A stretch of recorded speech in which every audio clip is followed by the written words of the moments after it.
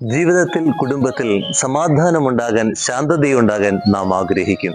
എന്നാൽ ചില സമയങ്ങളിൽ വഴക്കുകളും പിണക്കങ്ങളും ഉണ്ടാകും.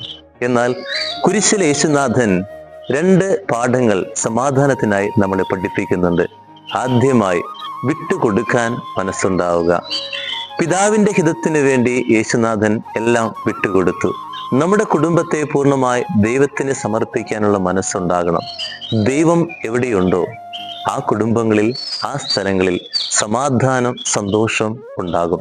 വിട്ടുകളയാൻ, തന്നെ ദ്രോഹിച്ചവരോട് ക്ഷമിക്കാനുള്ള മനസ്സ് യേശുനാഥനുണ്ടായി. ഇതുപോലെ തന്നെ ചെറിയ ചെറിയ പിണക്കങ്ങൾ, ചെറിയ ചെറിയ വാശികൾ വിട്ടുകളയണം. നമ്മൾ അത് മനസ്സിൽ വെച്ചുകൊണ്ട് നടക്കരുത്. സമാധാനത്തിന് വേണ്ടി എന്തും, ഏത് ത്യാഗവും സഹിക്കാൻ മനസ്സുണ്ടായാൽ കുടുംബം സന്തോഷമാകും.